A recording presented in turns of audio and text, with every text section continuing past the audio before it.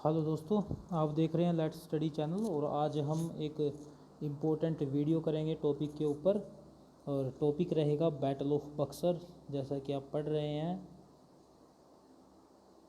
Topic रहेगा जी आज का बैटल ऑफ बक्सर, बक्सर का युद्ध। बक्सर के युद्ध के बारे में हम आज जो है वो कंप्लीट डिटेल से जानेंगे। पहले क्या हुआ, बाद में क्या हुआ। ठीक है, तो वीडियो को लाइक कीजिएगा और चैनल को सब्सक्राइब कीजिएगा।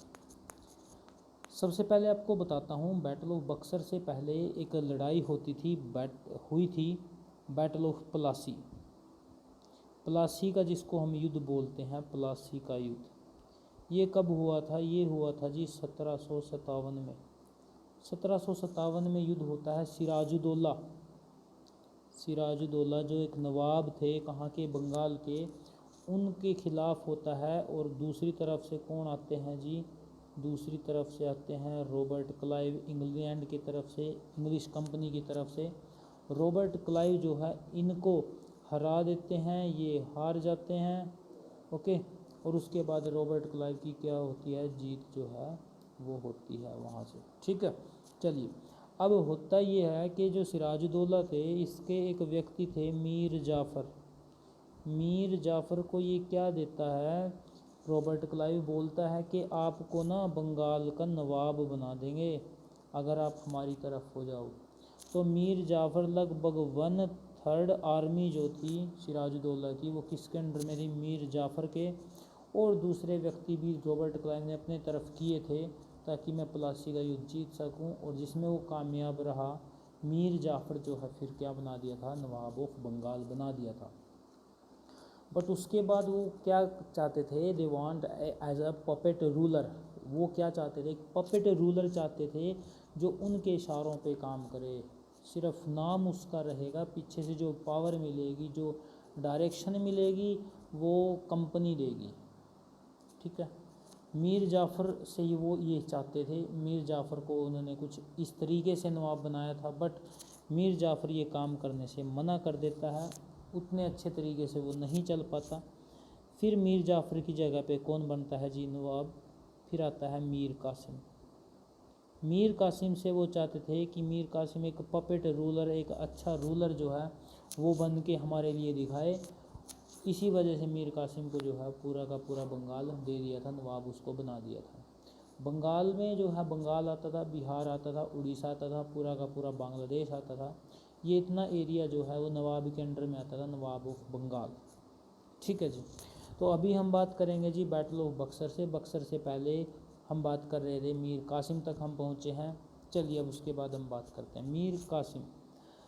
ये जो मीर कासिम था, ये कंपनी चाहती थी कि एक अच्छा पपेट रूलर बने, एक अच्छा पपेट रूलर बने। बट ये भी कुछ ऐसा नहीं कर पाए क्योंकि इनकी सारी की सारी शक्तियाँ जो है वो छीन ली थी। ये सोचते थे कि इन्होंने कुछ नहीं छीना है, थोड़ी सी कुछ डिमांड रखी है वो पूरी हो जाए, पूरी की पूरी पावर इनके हाथ में रहने वाली थी। ऐसा इनके साथ कुछ नहीं हुआ।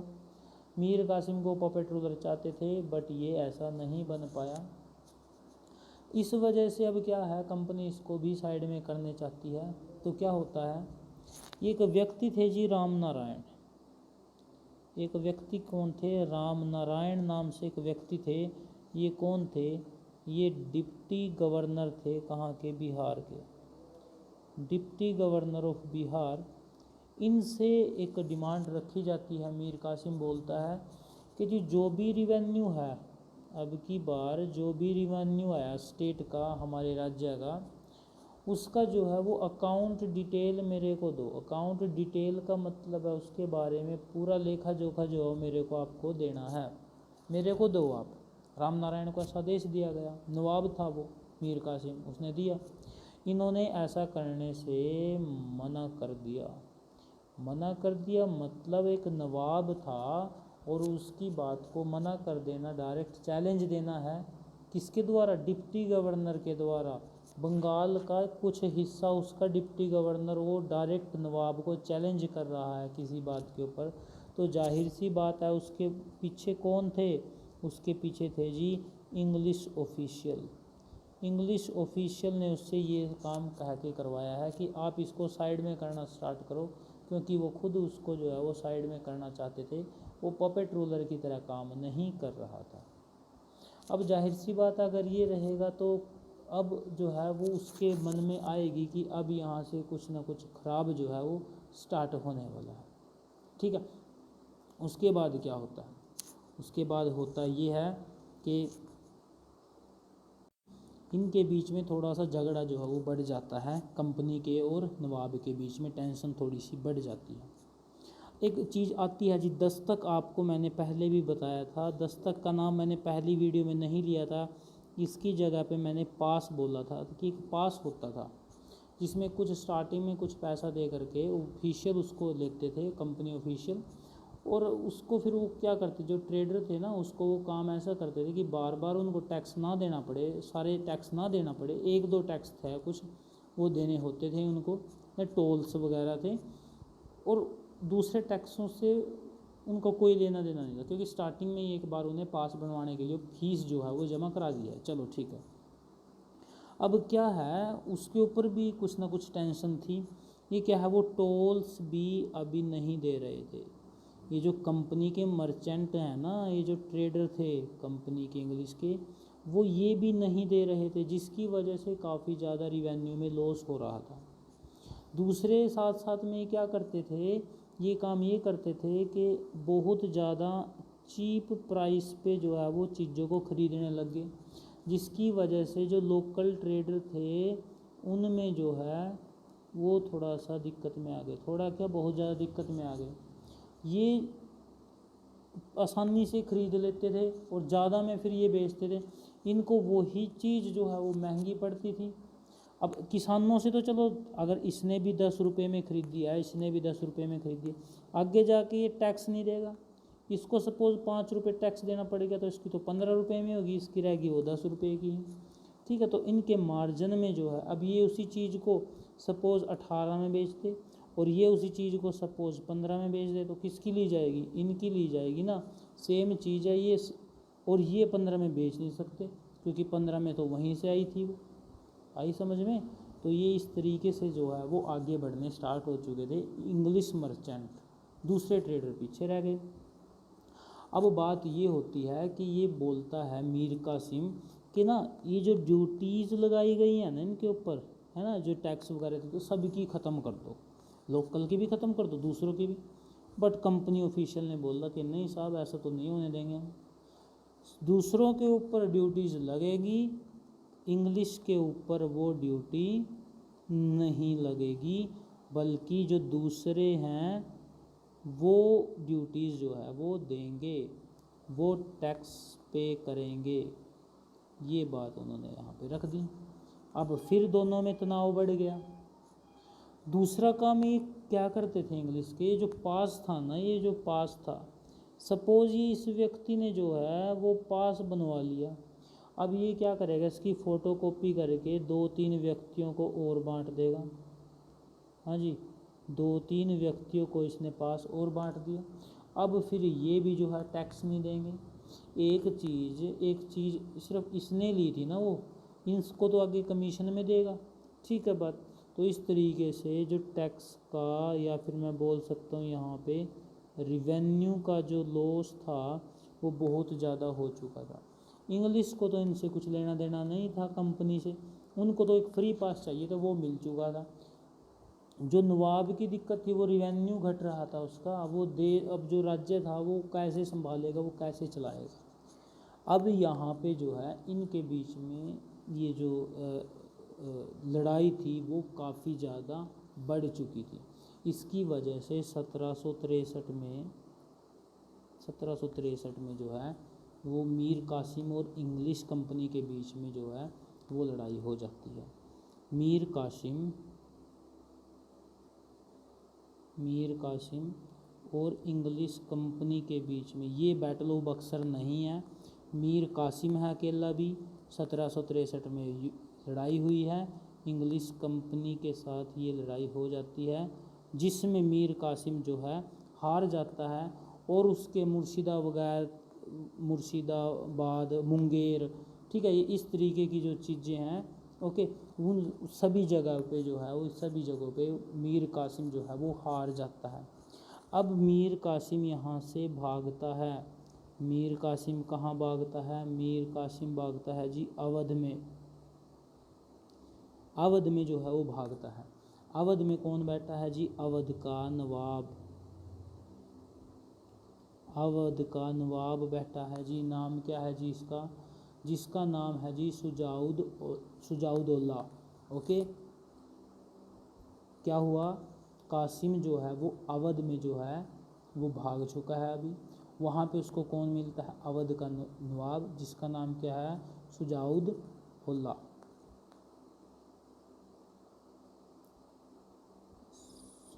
सुजाउदौला,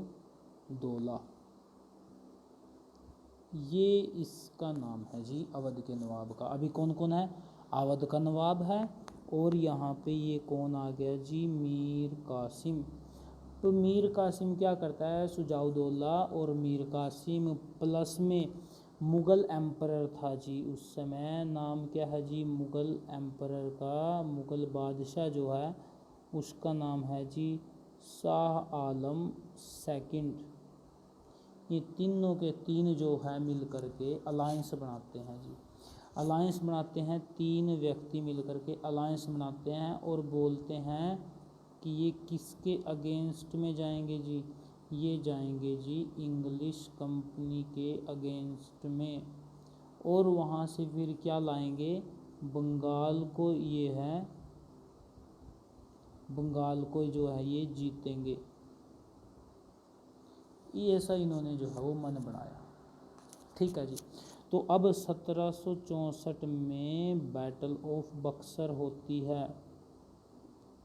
बैटल ऑफ बक्सर होती है, ये किस किस के बीच में होगी जी? आपको मैं बता दूं, सबसे पहले कौन आएगा जी? मीर कासिम। उसके बाद अवध का जो नवाब था सुजाउदौला वो आता है जी।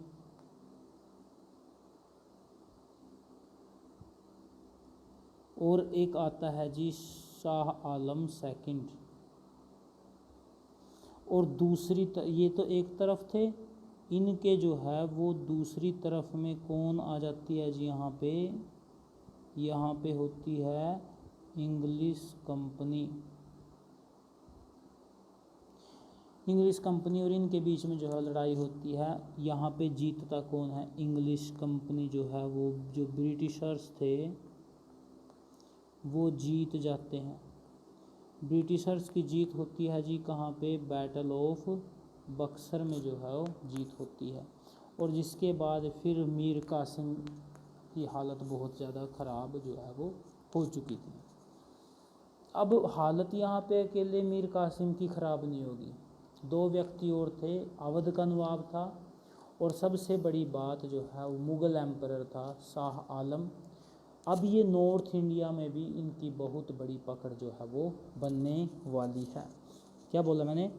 अवध का नवाब था सुजाउदौला, और मैं बात करता हूँ दिल्ली का शासक कौन था? शाह आलम। शाह आलम सेकंड। तो अब जाहिर सी बात है नॉर्थ इंडिया भी अब ये जीत चुके थे। कौन जीत चुके थे? English company. English company north India भी जीत चुकी थी। बहुत बड़ा एरिया जो है इनके पास आ गया था। ओके, अच्छा, और आपको मैं एक बात बता देता हूँ, यहाँ पे जो बैटल हुई थी वो किस किस के बीच में हुई थी?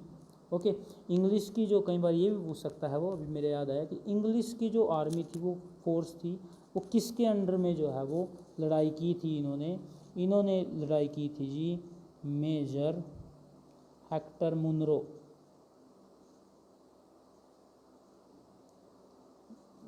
सॉरी, ये हेक्टर मुनरो के जो है अंडर में इन्होंने ये लड़ाई की थी। ओके, रॉबर्ट क्लाइव इससे हाइयर पोस्ट पे था उस समय। ठीक है जी। चलिए, उसके बाद फिर क्या होता है? रॉबर्ट क्लाइव क्या करता है? दो ट्रीटी करता है जी। रॉबर्ट क्लाइव क्या करता है जी?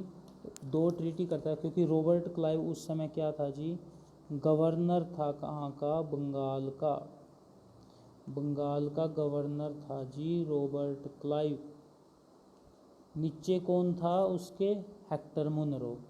रॉबर्ट क्लाइव 2 ट्रीटी करता है।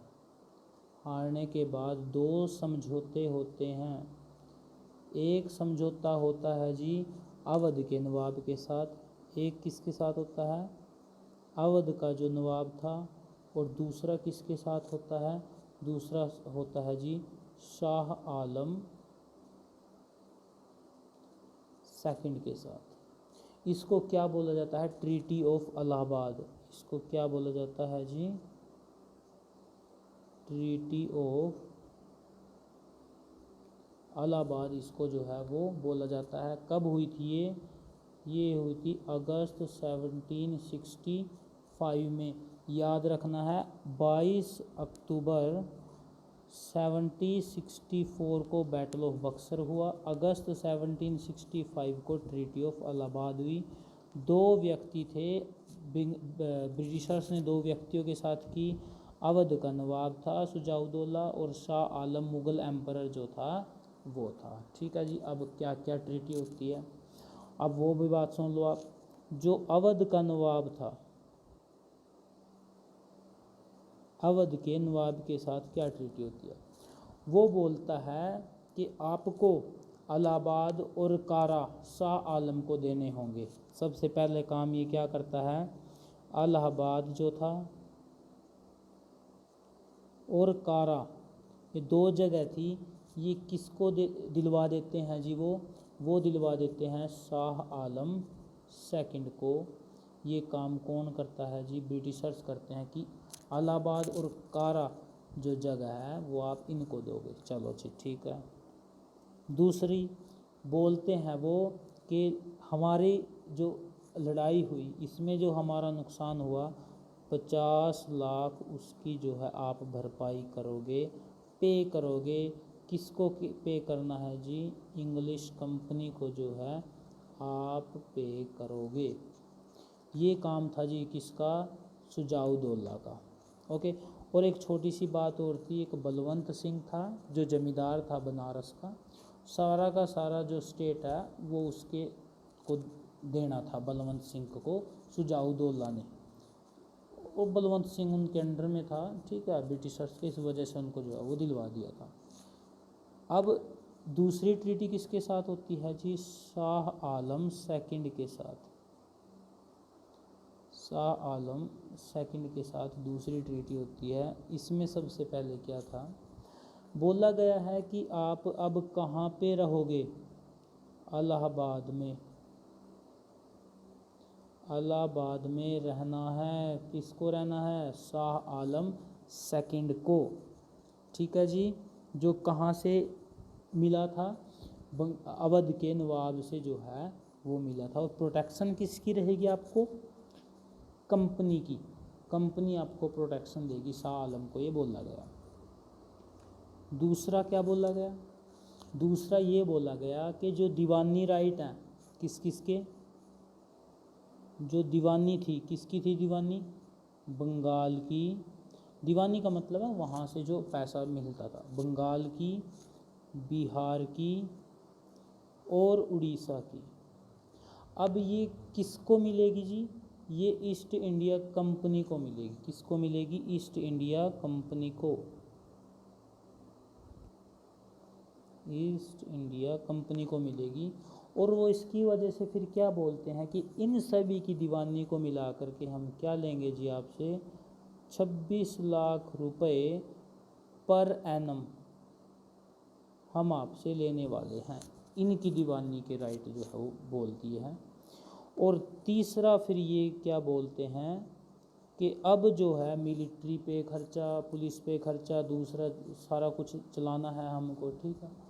उसकी वजह से भी आपको 53 लाख रुपए जो है वो किसको पे करने होंगे? ईस्ट इंडिया कंपनी को। ईस्ट इंडिया कंपनी को आपको ये चीज़ें जो है वो पे करनी होंगी। तो ये सब काम हुआ था जी उस समय। तो ट्रीटी हो चुकी है। अब शाह आलम भी अपने पास बुला लिया, शुजाउद्दौला तो था ही अपने पास, तो इस तरीके से जो है इनको वो कब्जा करके रखा, पैसा भी लेते गए, सब कुछ काम कराया है। इस तरीके से जो है बैटल ऑफ बक्सर जीती जाती है और लड़ी जाती है। तो दोस्तों ये थी बैटल ऑफ बक्सर की पूरी एक वीडियो, आपको बड़े अच्छे से समझाने की जो है वो कोशिश की है। ओके, और जो मीर कासिम था ना, वो अब होमलेस वो हो चुका था और वो यहाँ वहाँ भटकता रहा, और मीर कासिम की जो मृत्यु थी वो 1777 में जो है वो ऐसे ही हो चुकी थी। अब उसको कोई भी पोस्ट या कोई भी जगह जो है वो नहीं मिली थी। अब इसके बाद हम नेक्स्ट वीडियो में करेंगे ड्यूल गवर्नमेंट ऑफ बंगाल।